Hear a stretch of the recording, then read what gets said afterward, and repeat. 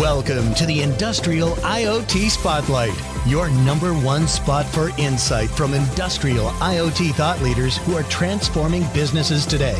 With your host, Eric Walenza.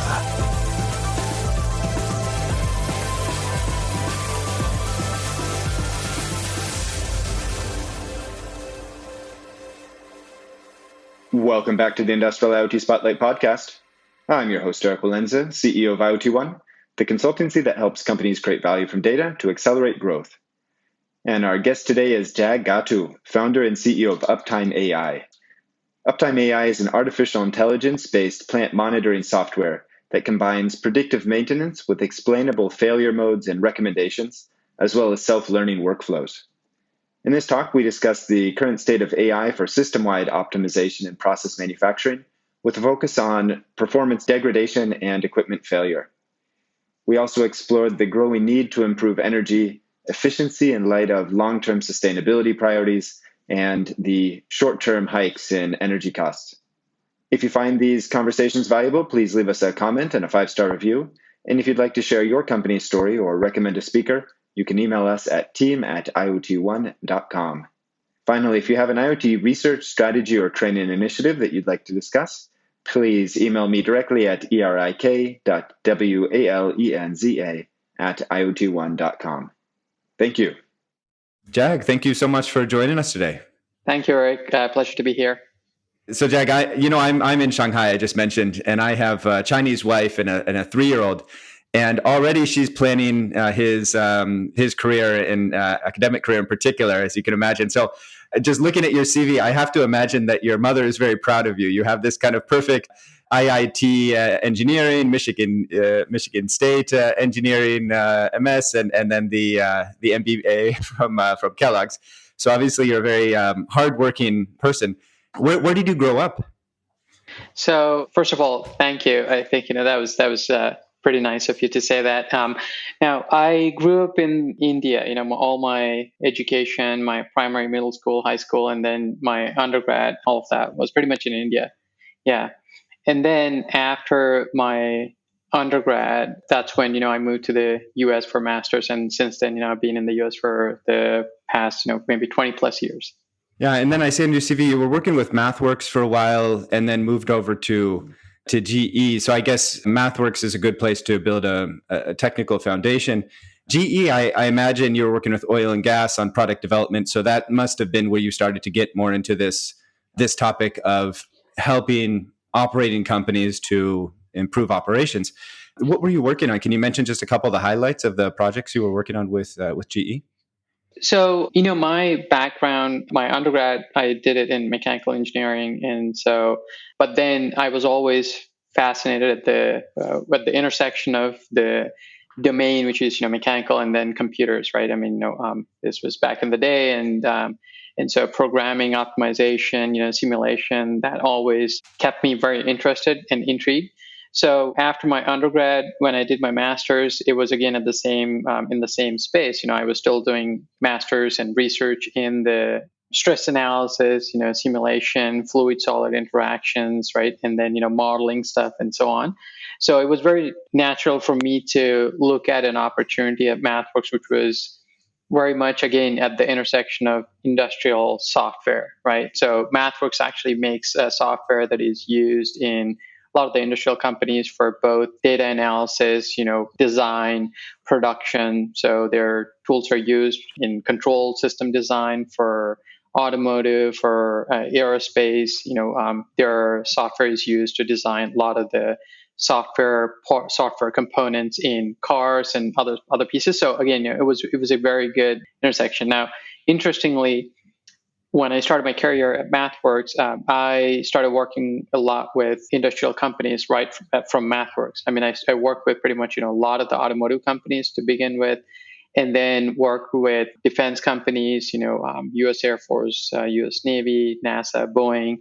Then energy companies, including Halliburton, Marathon, Baker Hughes. So the foundation about, how I started working with industrial companies started almost, right off my master's, right?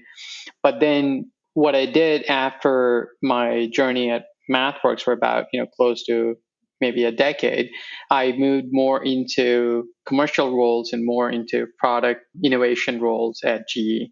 So I did my business degree and then I went into GE. And at GE, I was mainly focusing on new product innovation.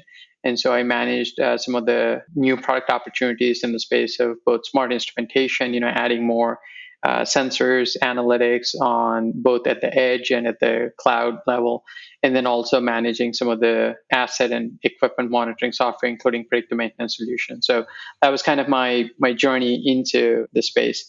Got you. And then it was in 2019, so fairly recently, that you founded UptimeAI. What was the impetus for you? So you had a successful career, and I'm always curious on what drives an entrepreneur to say, "I'm going to give up this stable paycheck and this successful career and kind of test my fate." What was it for you? Yeah. So, like you said, it's always a very personal and also interesting journey for every founder. Has their own journey. For me, personally, I always like to build things. I was always very hands-on. I took a lot of pride in what I made, whether it is at home or whether it is electronics or things that I did on the computer. So for me, that process of building something to solve problems that other people would be excited about, impacting other people, other industries, people's lives was very, very rewarding for me personally. And so the idea or the interest to start a company and build something which is innovative and makes an impact on the world and the society around us was always there. And so my career, I kind of, whether it was doing a business degree or whether it was moving into a more commercial role, it was kind of steps that I took to round my skills and round my experience so that, I can be ready to start a company, right? And then when I was in GE during the last years at the company, I started working very closely with a lot of the process super majors, right? I mean, very large process companies, very large industrial companies across the globe, including U.S., Middle East, Europe, Russia, Egypt, Algeria, Southeast Asia, and so that also started giving a lot of perspectives in terms of how the industrial space is evolving, and specifically people are looking at how can we start to improve the profitability using data, right? And it was also interesting that people wanted to move, or companies wanted to move beyond just KPIs and dashboards. KPIs, dashboards, or even simple alarms or analytical tools. They want to solve the problem, right? They don't want to just get a bunch of alerts, right? Or just show dashboards and KPIs.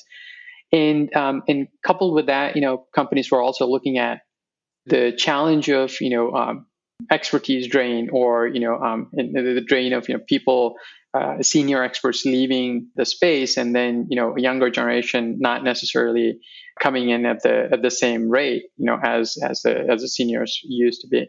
So all these, I saw that there's a huge opportunity because I think there's a lot of movement in development of technologies in other spaces, in other areas or in other industries, but manufacturing itself has, for the right reasons, has been more conservative in terms of adopting. So I saw that it was ripe for disruption, and that's when I decided to start UptimeAI. Yeah, got it. Yeah, timing is very important, and obviously with anybody that has a physical footprint, things are going to move more slowly, and they're going to right. They're not going to want to be the first mover, right? But we do seem to be reaching that point where there have been enough pilots, enough kind of proof cases that companies feel a higher level of confidence. Well, one more question before we get into the specific topic, which is this question of a startup versus a multinational in bringing new technology to market. Because if you just kind of put bullet points on paper, you would say the multinational has 20 times more right to win, right? You can just kind of they have assets in the field, they have existing customers, et cetera. But then when you look at who is actually successfully bringing product to market, in a lot of cases, startups are the companies that are able to move faster. Why do you think that is? Why do you see the right to win for UptimeAI versus the larger incumbents in the market? Yeah, that's a great point. there are many classic case studies on this kind of topic, and most of them talk about success is your enemy for, in some ways, to innovate, right? And it is very much true, because when you look at a large company, generally they have a large portfolio of products, right? And typically when you are innovating, right, when you, for example, large companies have a lot of service driven solutions and service driven solutions that they provide, which would generate a lot of revenue. Now, if you were to develop a software application which would give the capability for the companies to do their work on their own, self-service kind of capability, it would disrupt the business line that they have, which is more driven by services, right? And so there's always a conflict. And the larger the company, the more likely that you have multiple conflicts to do something very disruptive, right? And it often takes someone to take a very bold step to say that it is okay. I'm going to take that chance, and I'm going to risk my existing revenue lines to do something disruptive, which by the definition is a risky proposition, right? And typically, it is a hard decision to make, and that's one of the reasons why it's very hard for large companies to innovate. The other reasons are also, on paper, a hardware company should be able to develop software, but it's real when people talk about culture, when people talk about the core strengths of a company, they're all real. When you have people who are coming in from a pure hardware space, and and the leadership is coming from hardware space, to build a software business, it's not the same model anymore, right? And so that is another reason that I see that the company core strengths do not necessarily align with the space that they want to go. And then there's also aspects of constraints, right? Innovation happens when there is a need and there is a necessity. And I meet a lot of people who come from or who have experience in large enterprises, and sometimes they say that it's almost like a startup in a large company, right? It was a new initiative. It's a startup in a large company. But let me tell you, it's not actually a real startup in a large company, because when people often say it's a startup in a large company, they just mean that the product might be new, but then they still have a large sales force. They still have a large, team of software engineers. They still have a large, they still have all the IT support. Everything is there, right? It's just that the product is new, and so they need to develop that business. Whereas a startup by itself, you have a lot more constraints, which means that you have to be much more focused. You can't, just look at, can I grow my team, right? You really have to grow the business before you can actually grow the team. So I think a lot of these factors make the conditions more conducive for a startup, for a small company to really innovate, rather than a very large company. Yeah. Okay. Yeah. It's a long answer, but yeah.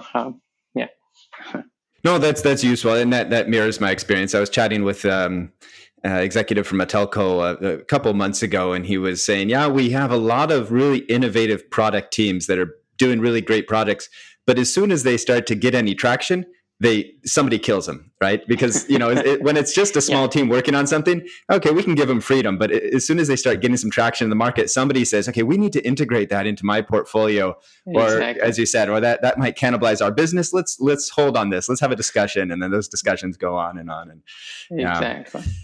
Okay, great. Yeah, no, it's a very interesting dynamic. But let's get into the topic now. So maybe we can start with the value proposition. It's to some extent it's in your name, UptimeAI, but obviously you do a lot more than Uptime. So what is the high-level value proposition that you're bringing to the market? Yeah, so I think fundamentally, let's say if a person gets sick, we go to the doctor, right, to get it diagnosed and figure out what we need to do. If there is a problem with the machine, or an operational issue, typically people go to an expert. People, and these are experts who have 30, 40 years of experience, and they can connect the dots to diagnose and fix the issues. Now, we know that in the past few years, there is a significant number of these experts, close to, estimates say almost 75% or higher, number of experts, senior experts have already retired. And when you see such a drain of expertise, and the younger generation is expecting tools and solutions that guide them or that give them these insights, more in a more efficient way, while there is more emphasis on sustainability, machines getting aged, machines getting more older, how do you run these plants more profitably, more safely, more sustainably? And that's what UptimeAI does. It solves these problems by providing a solution which mimics experts in learning and solving operational issues.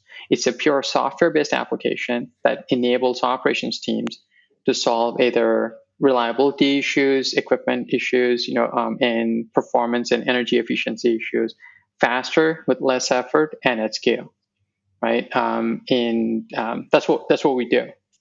Yeah, I would love to dive into a little bit the status quo of where we are, because we're in this interesting space where, as you mentioned, not too long ago, people were more or less satisfied with visualizations and just being able to, kind of access the data remotely on a dashboard. Now there's the expectation that you're going to be able to do, to some extent, predictive analytics and kind of optimize systems. Right. And we have success cases of that, but it's not easy, right? And so then there's always the question for companies of, what are the quick wins? Where are the areas where I have a fairly high level of confidence that this initiative will be successful? And what are the use cases that are challenging and there's a possibility of failure, but they're worth trying because they're very high value? Right. And then how do you connect those? How do you build a roadmap where you can say, well, we're not willing to invest a tremendous amount of money in a high-risk venture, but we want to start building the infrastructure, developing the data sets, and kind of moving in that direction. And how do we do that? And so I imagine you're having these conversations a lot with your customers, helping them to determine, what do we do today? What do we plan for tomorrow? And then what do we think about in the future? How do you think about structuring these roadmaps and prioritizing initiatives? Sure. So let me start with the use cases and the status quo, and then we will kind of go into how should a company, or how can a company look at, when they're thinking about moving the needle further into more sophisticated solutions, right? So if you look at the market, when I talked about solving operational issues, we're talking about performance issues that could be consuming higher energy. Right. So if you look at a cement plant, it could be 40 to 60% of the cost is energy.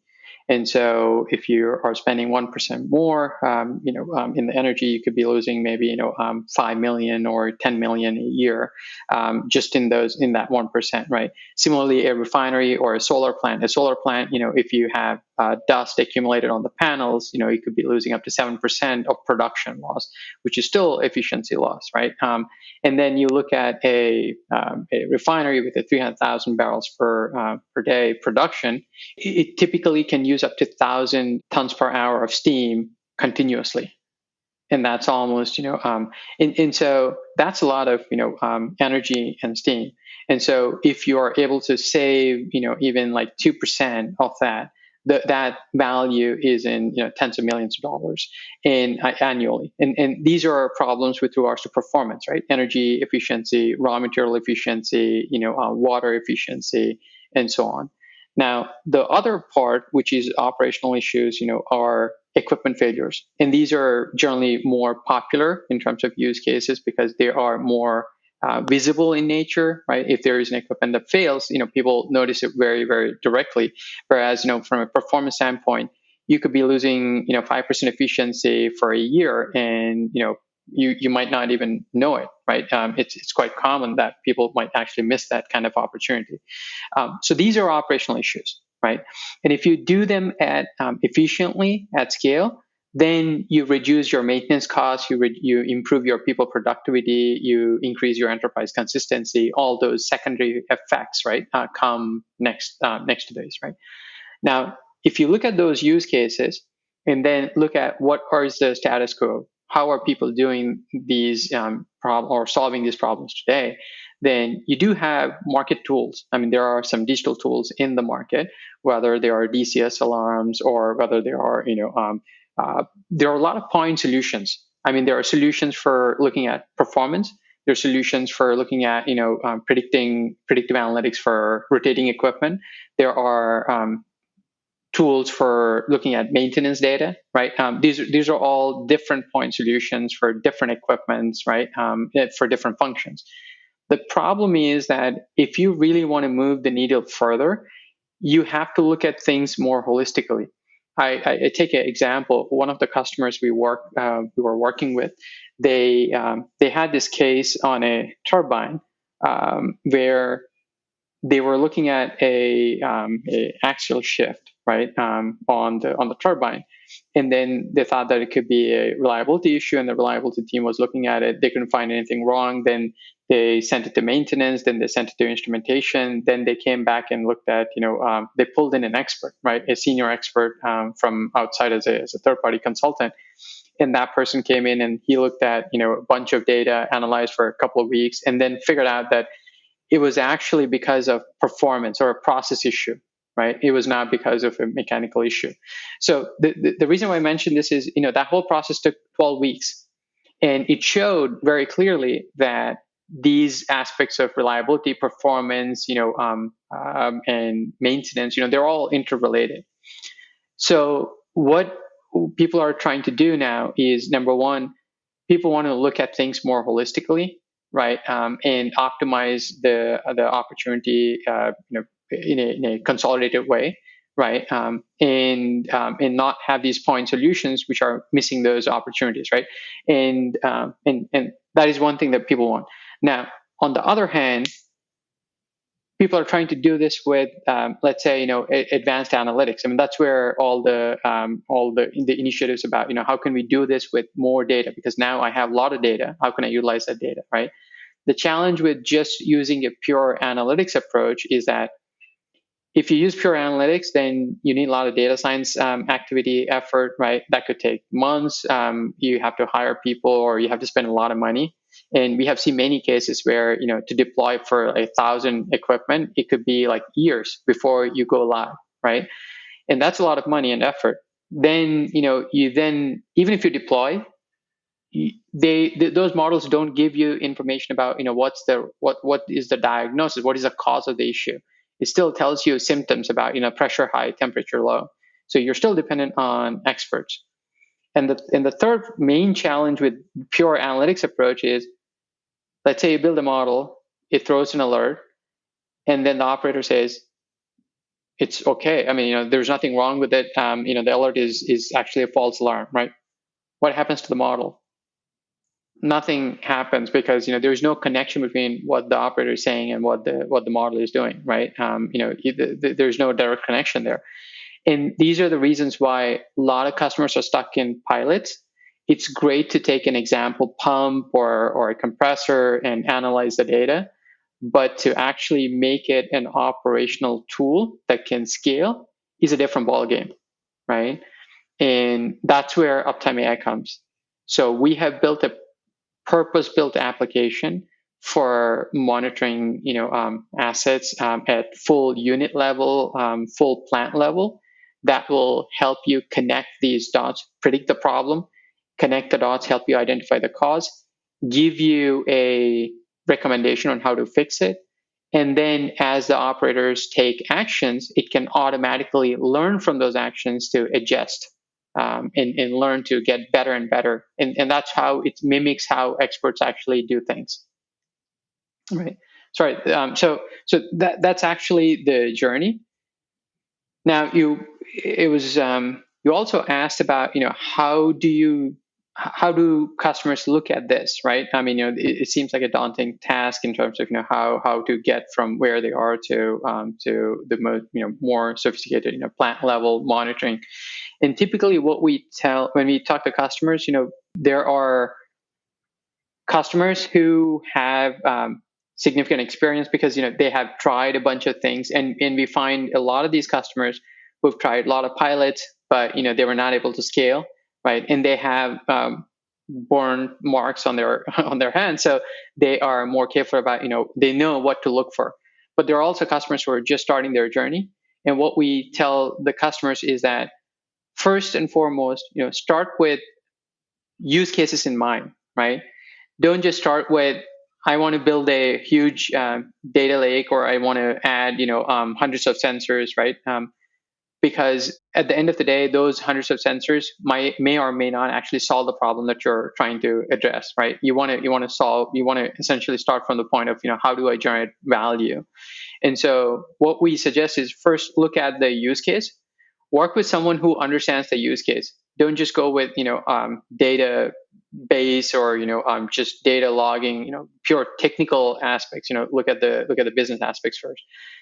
The second part is many of these companies have a lot of data already, good data already.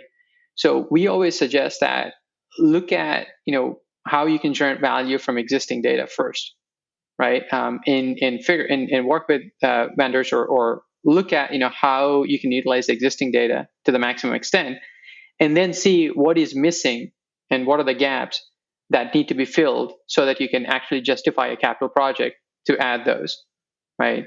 And the third thing is, you want to have a broader picture to begin with. Don't start with really point solutions, because, you have a lot of point solutions, and the plans are generally very expansive, very broad. There are, utilities, there is process, there is, a lot of different types of equipment. So the only way you can scale this is if you already start from a standpoint where you have a vision of actually how you can cover, more broadly, right? Otherwise, what happens? We have seen customers where they've built small apps, like 10 of them, 15 of them for 15 different use cases, but it becomes a nightmare to manage them, to maintain them, and they cannot really scale. And so I think these are three things that we help with the work with customers. When we talk to customers, we really help them guide them through these decision making process. Yeah, it really seems to be connecting those dots that is the challenging thing, right? Because setting up the spot solutions is, it's not that it's easy, but it's relatively easier, lower risk. A small team can do it because they have kind of ownership of that asset. And defining the vision often is not too challenging, because you have hire some consultants and right. Put together a PP deck. you have a vision, yeah. But then connecting those two in a way where you're maybe starting with smaller solutions, but you're doing it in such a way that they can be integrated with each other and they logically fit with each other, and then building those into a larger solution that has more of a process perspective as opposed to kind of an asset perspective. That does seem to be the big challenge here. I mean, are there any cases? Maybe that would be kind of a useful way to think through this, is to look at an example of a company and how they've kind of walked through that. Is there any company that comes to mind that's kind of made this journey, or at least maybe is underway in the journey, that could help to illustrate this? Yeah, absolutely. I mean, we have deployments in power, in refining, in chemicals, renewables, right? So, I'll take a traditional refining, company, right? This is a traditional plant, probably 30 plus years old plant, and they are looking to improve both reliability and sustainability, especially with energy usage, right? And so the way we looked at it is, let's first start with, okay, so the business goal is clearly defined, right? It's essentially how we can reduce energy consumption, and we know what are the different types of energy or sources of energy that are being consumed, and we first looked at what is the baseline, right? And then understood that, okay, from there we have to move forward, right? We have to reduce that consumption. Then we looked at, okay, what are the different systems or units in the refinery that are actually consuming or higher consumers of this energy, right? And then we started taking unit by unit, and then we started monitoring those units to identify where there are, excess energy consumption opportunities. For example, typically what happens is when there is let's say, you're consuming maybe 1,000 tons per hour today, right, as a daily average. Tomorrow it increases to 1,100. Right. The question comes as to why is this 1,000, is this 100 extra consumption of steam, is that valid or not? Right? Is it because of there is inefficiency, or is it because the ambient temperature increases or decreased, so I had to pump in more energy, or is it because my input, my load on the units has increased? And that's what becomes very complex for engineers to generally look at, because there are a lot of parameters, right? So what we have done is we've looked at the unit data that is, or the sensor data, both process, mechanical information that is there, and then we've used our AI engine to monitor not only at the unit level but also at an equipment level, so that what we can do now is we can look at, okay, there is an extra 100 tons of consumption, tons per hour of consumption, and is there a problem with that, or is it okay, right? And that analysis is being done by our engine and our application, and it is identifying if there is a problem, if maybe 5 tons of that 100 is actually because of inefficiency. Our application is able to identify that there's a problem with, maybe your bed gas compressor or your main air blower is actually consuming more energy than it should, right? And so we always start this exercise with the existing data, right? Existing sensors, and that's what we did for this customer as well. And then as we go, and we were able to identify challenges or issues, right? For example, for compressors, we were able to identify that some of the recirculation or surge valves were open, right, to a certain extent, which was actually causing, excess energy consumption, right? It was causing inefficiency, and that could lead to savings of, a couple of tons per hour of steam, right? So those are the kind of issues that we were able to demonstrate for them. And then, as we go more and more deeper, now we're covering pretty much all the units, entire refinery, to be able to look at exactly what's going on.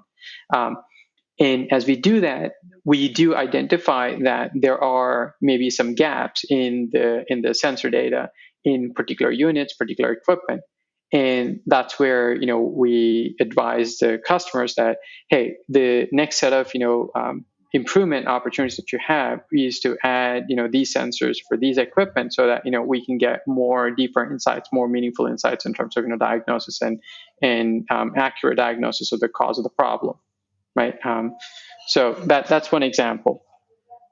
Great. Maybe if we use that example, we can look at it from a different perspective. So the organizational perspective on there, as you start to connect different components of the solution, you start to require a lot of domain expertise and understanding why might these dynamics be occurring, and also when you look at how do we diagnose this, what can we do differently? Again, you need a particular expertise. So, who would be the internal stakeholders? That should be part of this project team, and then also, are there externals? So, are you pulling in the OEMs? Are you pulling in other technology partners or system integration partners also into these project teams? Yeah. So this is a great question. So one of the unique things about what we do when we say UptimeAI has a purpose-built application for operations in heavy industries, our solution combines data science and domain expertise. So, and the way we do that is we have built-in libraries of failure modes and recommendations for various for different types of equipment, right? And so, and the way we have built that library is by taking very senior subject matter experts who have 40 years of experience in the industry individually, and we have a dozen or so of such kind of experts in various various areas, right? Someone from boilers, someone from rotating equipment, someone from energy integration, someone from instrumentation, right? And that's how we have built that library to begin with. Then, so what happens is, with our application, it can detect a predictive problem, and it uses that knowledge base to be able to diagnose what could be the issue, right? It can look at, hey, for my fan, the current is increasing, but my input pressure is decreasing, and my pitch blade position is continuously increasing, right? It could be a sign for chokeage of filter, right? And so that interpretation is already built into the application. So there is a built-in failure mode and effects analysis built into the application, so that it can look at the symptoms and diagnose what the issue might be, what the failure mode might be, and what kind of recommended actions should be taken, right? Now, that is a good baseline to start with, right? On top of it, we do bring in the site teams, because the site teams will have more specialized knowledge of the operations. Definitely, they have, they are the experts at their specific operation, right? And so they can then add on to the knowledge base that we're bringing to them, right, as a baseline.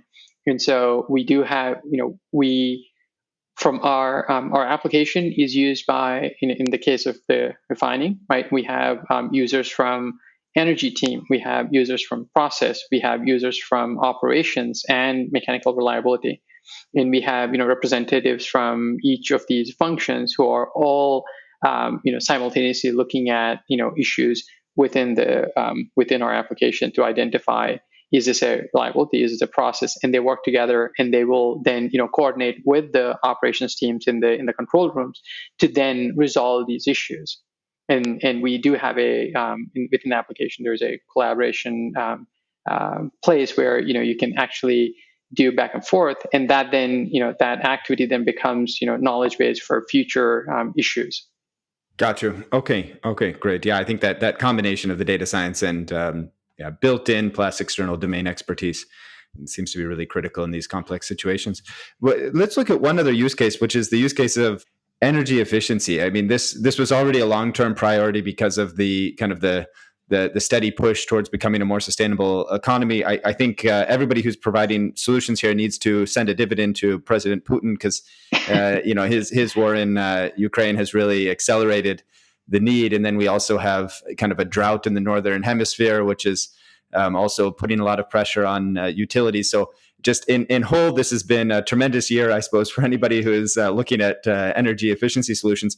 I think still there's a fair bit of complexity here in terms of how even just tracking where energy is being used. I think a lot of companies are not yet doing that on a granular basis, and then looking at how do you optimize. So what's your viewpoint on where we are there, and then what are the steps that companies should be taking? Yeah, you bring up a really good point, because traditionally, right, a lot of the digital solutions have been focusing on reliability of critical rotating equipment. I mean, that has been the darling of digital tools, right?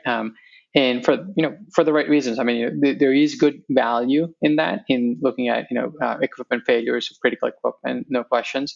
But then when you look at the energy efficiency and the performance, they are more difficult to detect, right? And partially because when something is failing, there is a continuous degradation, and you can actually observe that, because there is a significant change that could eventually happen before it ultimately fails.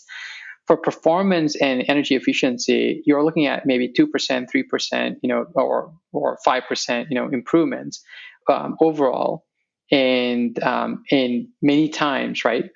It might not actually degrade continuously. You might always be losing 5% efficiency, and you may not even know, because that's how you've been operating it, right? And these degradations are very, very slow in nature, generally speaking. So the tools and the technology that you're using should be able to identify those nuances and the minor changes, as opposed to major symptoms that are typical in a reliability type of issue. And so, you have to be able to build or have solutions which are specifically meant for these type of problems. And second, like you said, you want to be able to track that, because ultimately, whether when you have a tool or you have to first measure, and then the second part is identifying what could be contributing to those changes, right? And then having that intelligence to then address those. So companies these days, like you said, because of all the reasons that you mentioned, they are significantly focused on these aspects. And so the overall connecting all the different points of information and being able to look at that, organize the information and look at it holistically. And then, from there, being able to understand and analyze why these are the way they are and whether there is a problem or not is essentially an important but a complex solution in itself. What do you see in terms of data availability here? Because I feel like, we have one case with a client working on supporting automotive OEMs here in China on this. Mm-hmm. And historically, the OEMs have been pretty comfortable just tracking energy consumption at the plant level. And they say, right. But then when you start looking at how to improve, that's not going to do it, right? So then they get. Yeah. But do you see this more widely across industry, or in the industries that you're working in? Do you see already a better data availability here? Yeah. So typically we segment the manufacturing space into discrete and then process, right? And process industries like utilities, refining, chemicals, because they are generally continuously operated industries, and they run 365 days. They're fully automated as well. So we do find that there is more likelihood of finding that data. I'm not saying it's always 100% comprehensive, but you do get more granularity in terms of the energy consumption information also, right? In these process industries, typically that we find, right? On the other hand, if you look at the discrete and the discrete manufacturing space, like automotive or electronics manufacturing or some of the other industries, there it is more likely that there might be less number of sensors. And so you might have to also put in some additional hardware, add in some additional hardware to start, measuring those points. And that's the reason why, we started our journey more from the process side because, of availability of data. And today, we have deployments in power, in utility sector, in chemicals and refining. And, as I said, it's not 100%. Do we have every single sensor that we want to have? No. But can you cover maybe 75, 80% of the value? Yeah, we can. Well, let's wrap up here with a look at what's next for UptimeAI. So you're still a relatively young company. I'm sure that you have a very ambitious product roadmap. Can you share, if you look out over the next 24, 36 months, what are the big priorities for you?